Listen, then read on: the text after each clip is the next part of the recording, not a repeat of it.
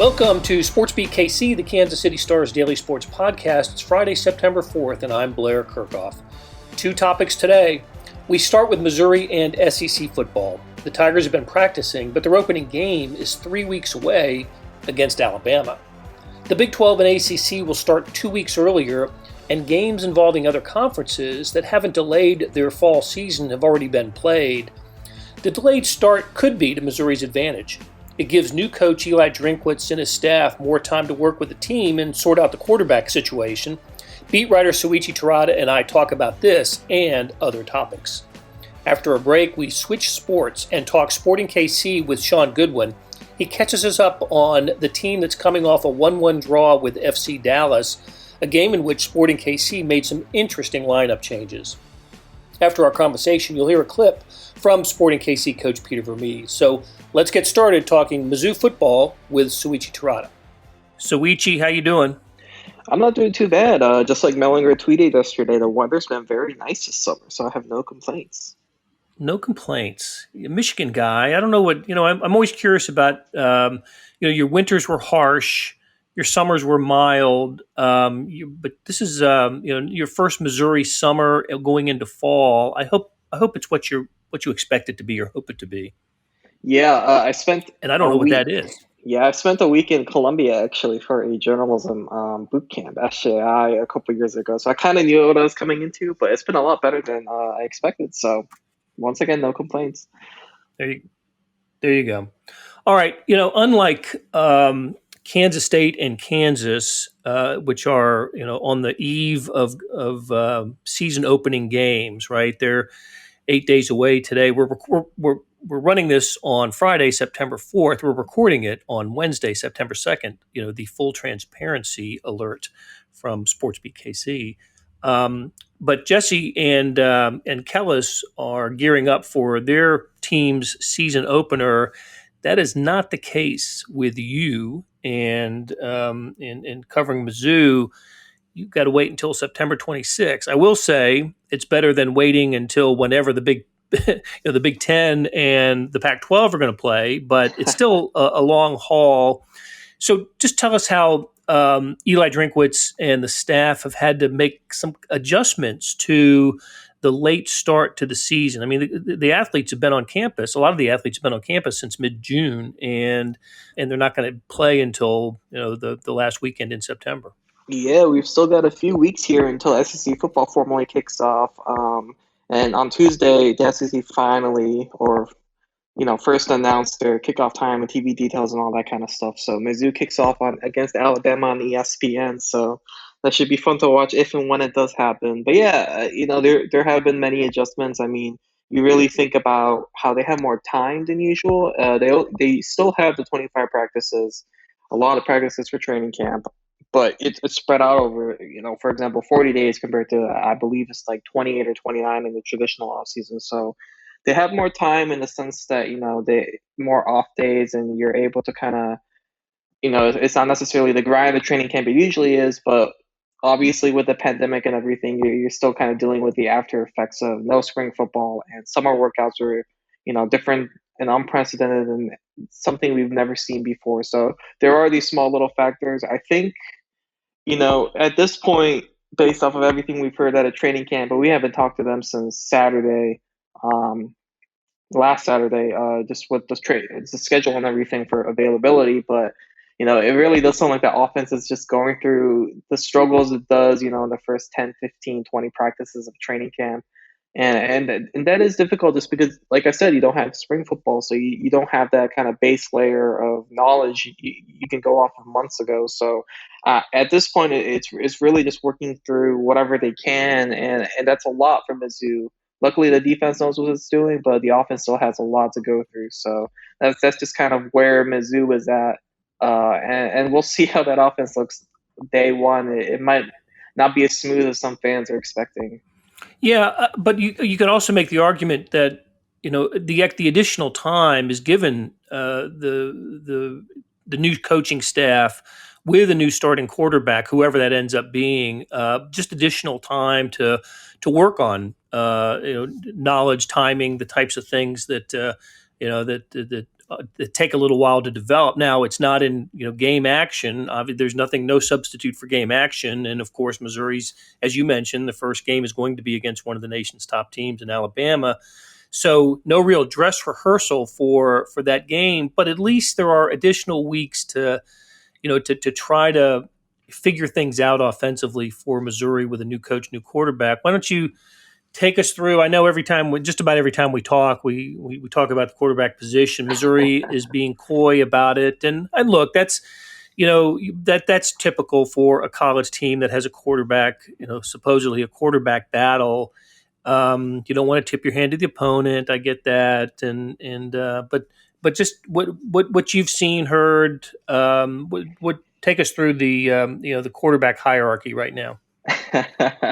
Blair, I will be completely transparent with you. I have no clue because one, the media hasn't been able to see practice besides photographers and videographers. So, and that's really only the first few minutes. So we haven't seen these guys in practice taking reps, throwing the ball. I have not seen Shaun Robinson throw a football since my time on the Mizzou beat. So, besides a few times in fall camp, but I'm not really paying attention to that because he had a red shirt. He had to sit out last season. So, and the thing is too, like you mentioned, like Drinkwitz has said that they're not going to announce it, and two, they're definitely, behind the scenes, they're definitely telling the players don't tip anything on the quarterbacks, because whenever the wide receivers or really anybody is asked about the quarterbacks, they're pretty much kind of just give a blanket statement that they look good, they bring their strengths, they're competitive, etc. So we really don't have anything.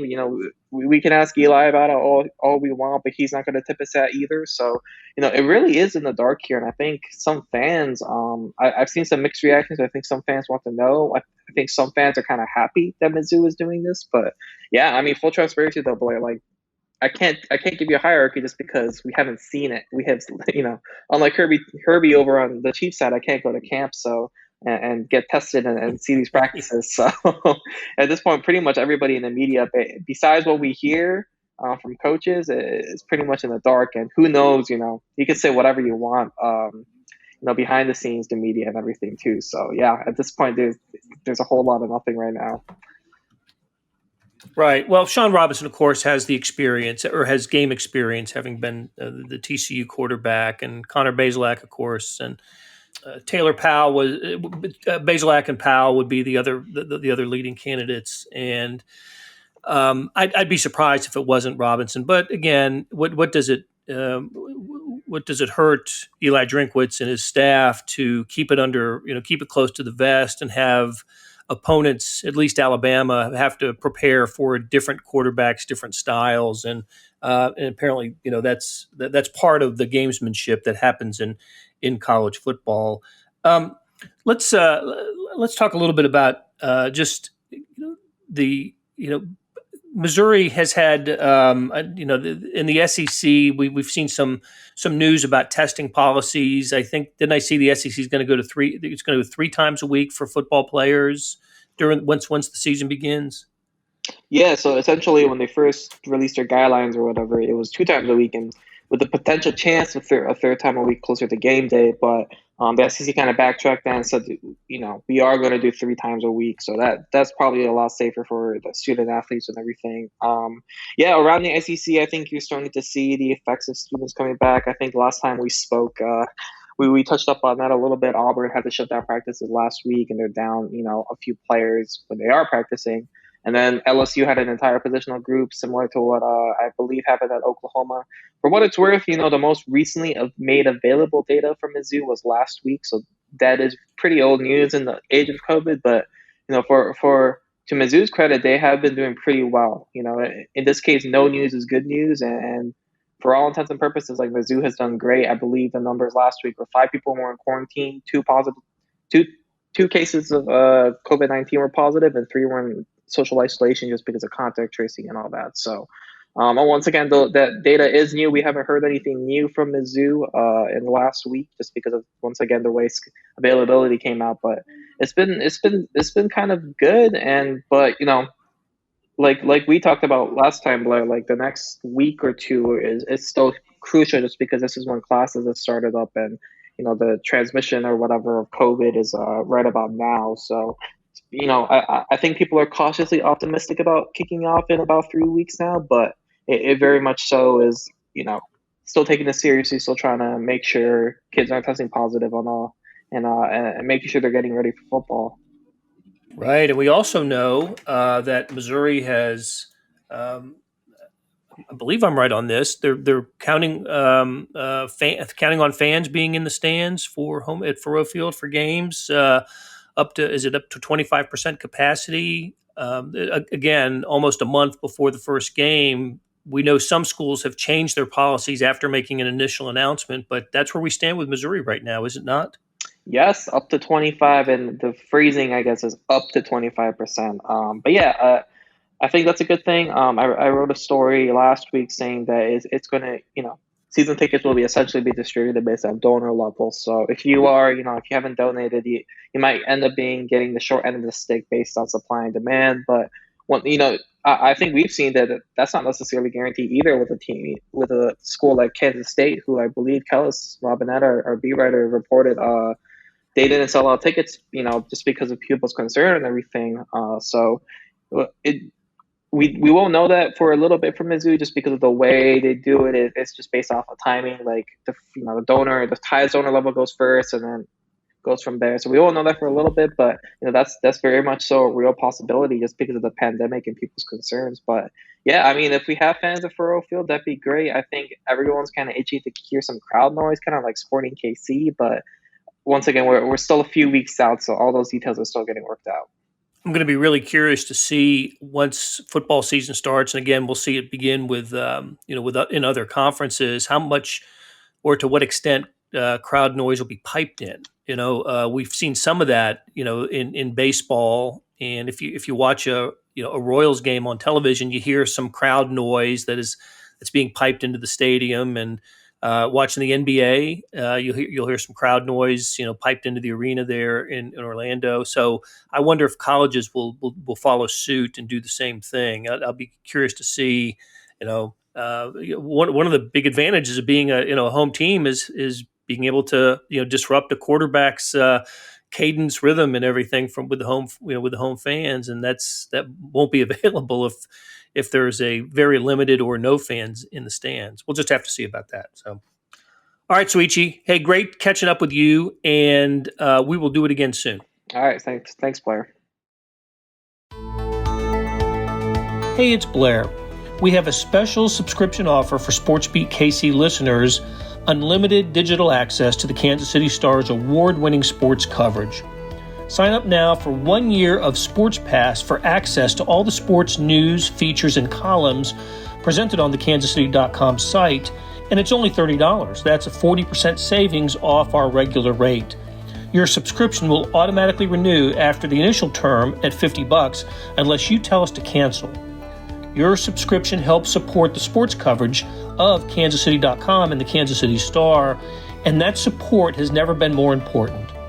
Please visit kansascity.com/SportsBeatKC offer to get this special offer. And as always, thanks for listening. Okay, we're here with Shawn Goodwin, who covers Sporting Kansas City for the Star. And Shawn, first of all, I know we had some fun with this a couple of weeks ago, but let me be among those to congratulate you on your U.S. citizenship. I think it's official, and Yes. I think it's pretty cool. Yes, it's been official for exactly a week.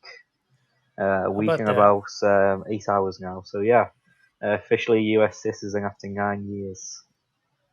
So look, 9 years, you've done many, many American things, but is there anything that you did after officially becoming a U.S. citizen to celebrate in an American way? No, I went straight from the ceremony to a Sporting KC press conference, as you do. Of course you did. Yeah, Right. within half an hour. And no, I've not really done anything. I mean, it's the exact same. I guess at the end of the day, it'll hit home a bit more when I get to finally vote. There you go. Because I moved here when I was 14, so I've literally never voted in an election in my life, and I'm going to be 24 by November, so that'll be cool, I guess. That'll be very cool. Again, congratulations and welcome Thank you. to the family. All right, so Sporting Kansas City, we're recording this on Thursday evening. Sporting Kansas City played last night on Wednesday at Children's Mercy, played to a 1-1 draw with FC Dallas. I guess not all 1-1 draws are alike, and those have been the last two Sporting KC outcomes. And I sense some frustration with Sporting Kansas City over the game in Colorado over the weekend. Maybe a little less so after the outcome on Wednesday. Did I misread that, or is there something to? Was there just something more positive to take from Wednesday's outcome than the weekend game? I mean, I hate to contradict you, but I'd say it's the opposite way. Well, that is such an American thing for you to do. Go ahead. I know, right? The Colorado game, I mean, at the end of the day, on the road, Colorado's a tough place to play anyway, and going down the goal and tie it up, and then Gaddy Kinder gets sent off. So, to play the last 20 minutes with 10 men in Colorado, especially, as quick as they're playing games, I think they were, you can at least be somewhat pleased. But compare that to the game against Dallas, that could have been 3-4-5-1. I mean, Dallas scored the early goal, and then that just kind of seemed to have kicked Kansas City into gear. They outshot Dallas 22-5, I believe, in the game. But only 3 of those were on target. There was 14 blocked shots. I mean, the player said it himself, they should have scored more. So I think after the Colorado game, you're like, okay, we escaped with a point. After the Dallas game, you're like, we should have won 3 or 4-1. So that's how I read it.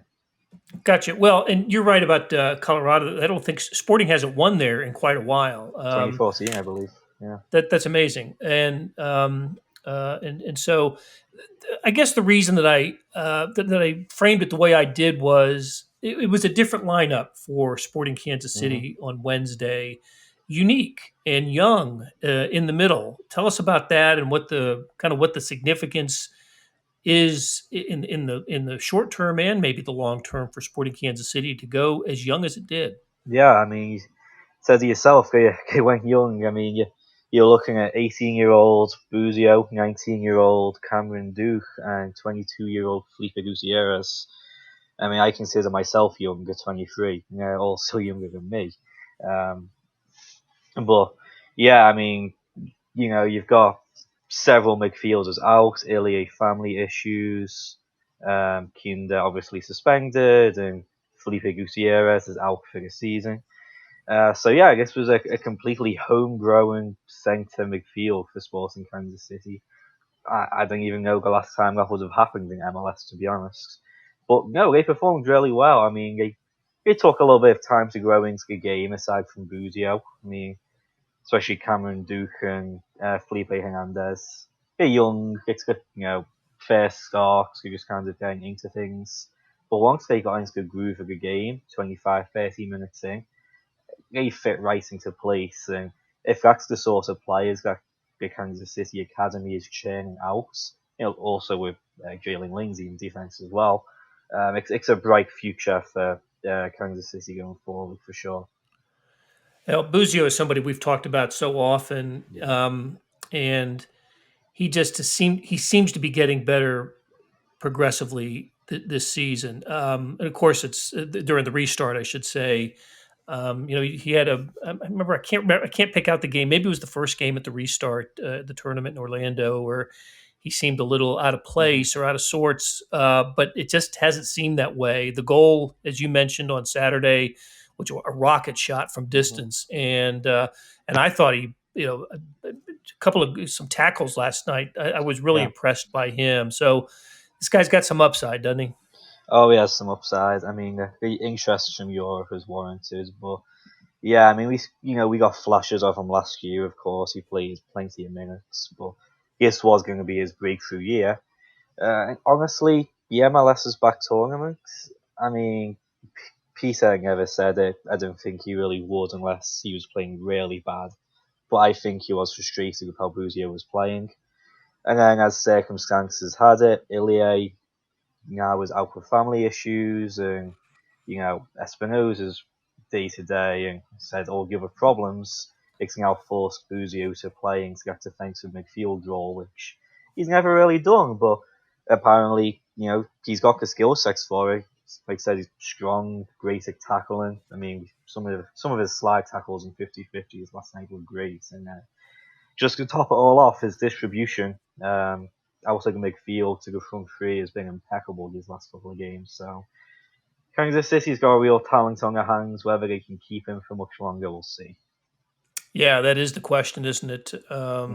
He's at his age and his skill level. I don't know how much longer. We'll have to see how much longer he might wear a Sporting KC uniform. Okay, so the team plays Saturday at Houston, and then they have a break in the schedule. They get a full week and a day. So September 13th, they play again at Children's Mercy against Minnesota, and then after that, silence, because we don't know the schedule after that. And we're actually, when you and I stop talking, we're going to hear Peter Vermes speak to this issue.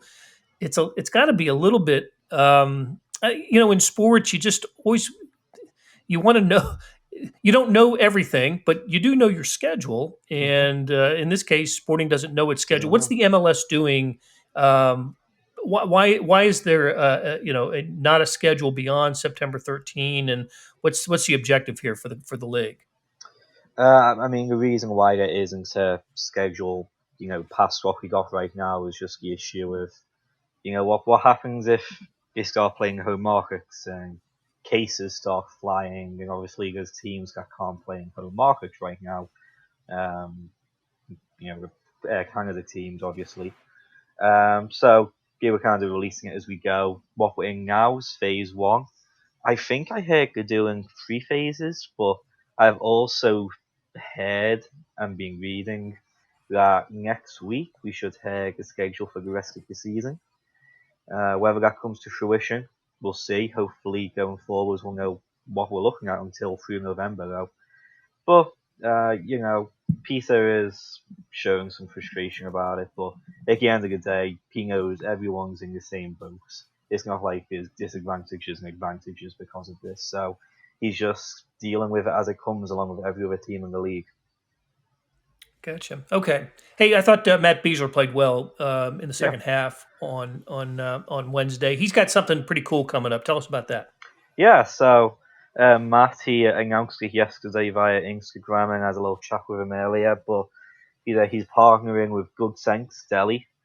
Obviously Kansas City founded, DeSoto based, and essentially, he's a Kansas City kid, and because of COVID, all these high schoolers, especially seniors, have missed out, on the high school seasons. So essentially, Besler is partnering with Good Sense for a competition where anyone can submitting athletes who's currently in the class of 2020 or 2021. What makes them a good sport KC, which is basically just good leadership, making the most out of a negative situation with COVID, and from there, Besler and Good Sense go pick 10 winners. The winners get Good Sense for a year.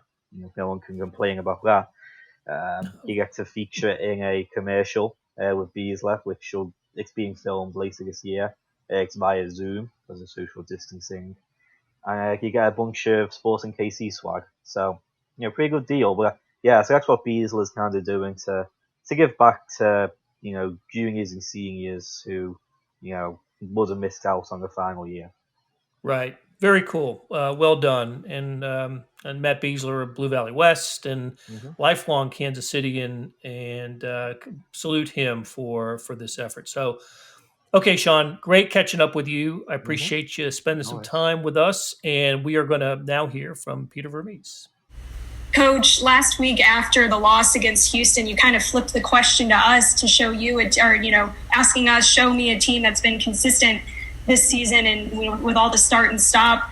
My question is, how do you combat that inconsistency, and have you seen your team kind of find consistencies, whether it's in gameplay or in practice? What's the update on that? Yeah, look, I think it's, to be honest with you, I think it's going to be very hard in this season to get consistency. The bottom line is we don't even know what our schedule looks like after the Minnesota game. And so to understand, when we start a season, we know our whole schedule. You start planning out trainings, days off, time off for the players where they can get a break and actually maybe leave town if possible to get their head clear. There's just a lot of different things that you are able to plan for over the course of a season. It hasn't been the case. We've had 3 starts. I think last week, we've had 3 starts this year. You had the start of the regular season before COVID. You had the MLS back tournament, and you had back in market. And then you had some teams that didn't even play last week. And so there's just a lot of complexity that's going on a regular basis. And I just don't think that you're going to overcome that anytime soon.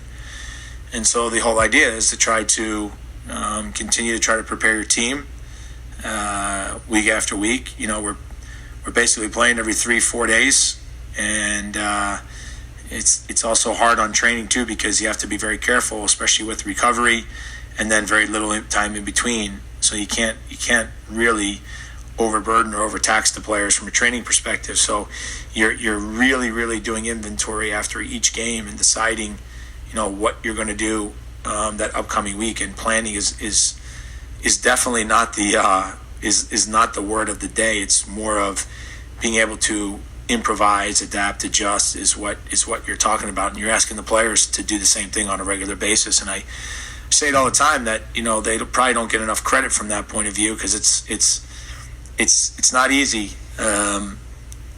With the schedule and the way that they're having to change their routines. And look, it doesn't matter if you're playing professional soccer or you're working, for, whatever, Sprint, Hallmark, I don't care, whatever company you're working for. The end, most people are creatures of habit and routines. And when that changes, and most people don't like change, it becomes very difficult. And so there's been a lot of change this year, and just we have to continue to be able to improvise, adapt, adjust, and try to eliminate as much of the outside noise as we possibly can. That'll do it for today and this week on SportsBeat KC. Thanks to our production staff of Derek Donovan, Randy Mason, Beth Welsh, Jeff Rosen, Chris Fickett, and Savannah Smith. Tip of the cap to Souichi Terada, who covers the Mizzou Tigers, and to Shaun Goodwin, our Sporting KC beat writer. Links to their stories can be found in the show notes and on kansascity.com. Hey, earlier in the episode, you heard me talk about the Sports Pass offer. It still stands, and still a good one. $30 for a year's worth of sports coverage, and that includes the Sports Extra that comes with the e-edition. There are more than 50 additional pages of national sports coverage today, but here's an even better offer. Buy the entire Kansas City Star product. Sports, news, features, commentary, and analysis, the whole thing. You get all the stories written by my talented colleagues, plus additional news, sports, and business coverage with the e-edition.